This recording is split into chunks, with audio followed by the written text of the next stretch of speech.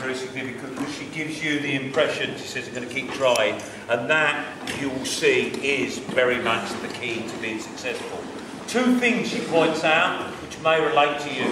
First of all, although the driving instructor said she was a good driver, unfortunately, she points out when she goes into the exam, she just becomes a bundle of nerves. And she points out, it's the silence, it's the quiet.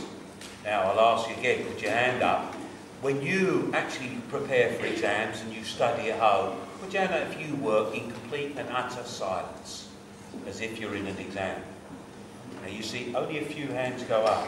You will be assessed in complete silence, sitting on a hard chair, on a hard table. If you do not practice that, you cannot expect to be any good at it. What Lydia has to do is to go away and practice under exam conditions, otherwise she's got no chance of passing the exam. The second thing she points out is that her heart rate went up just as soon as she started because she made a mistake. When you start exams and you make mistakes at the start, if you're not prepared for that, you will be under the nerves and you will collapse as well. And it's important that the evidence that we have from all sorts of areas supports this. Now, one of the things that I want for people to appreciate is that you're now at an age where basically you can look back over 11 years, and I don't know how many people I've had do this, is I would like you to turn over the page, and I've given you those 10 statements. Now, in your opinion, in the next few weeks, months, you are going to take an exam, a number of exams.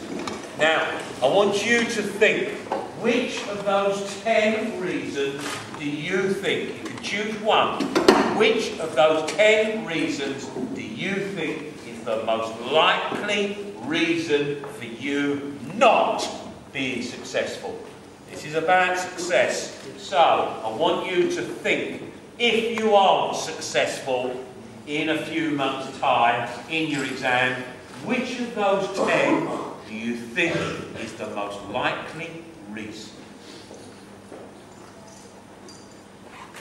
In career, because I managed to teach sixth form most of that time.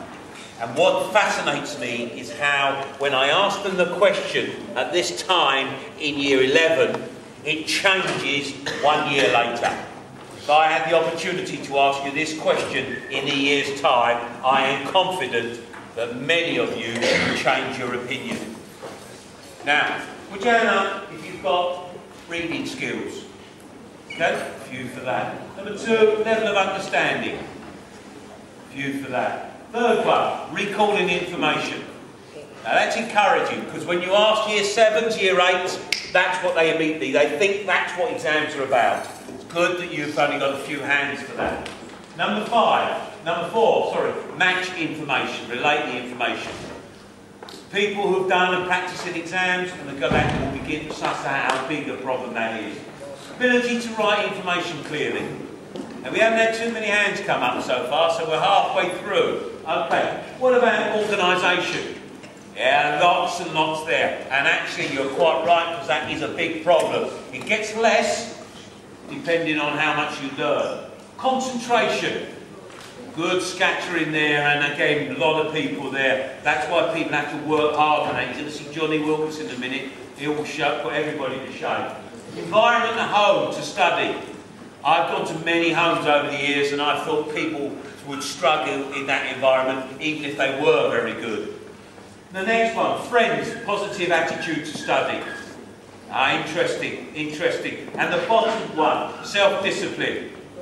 I'm going to make a prediction. In a year's time, better still in 2 years' time, virtually everybody's hand will go up for the bottom 2. Because people begin to realise it's how they cope with the problems and how they cope with the external influences on their life, which actually determines their success. Do you see how it varies for each of you? You cannot treat people as if they're all the same, because we are different. You have to identify your own difficulties, and you have to work out how to overcome them. Now that's why I point out to you that what you need to be aware of is how difficult problems can be. Now, I put a problem on the board there, okay? Can you put your hand up, please, if anybody is prepared to have a go at solving that problem? Oh, we're going to volunteer straight away. Come on down, come on down. No,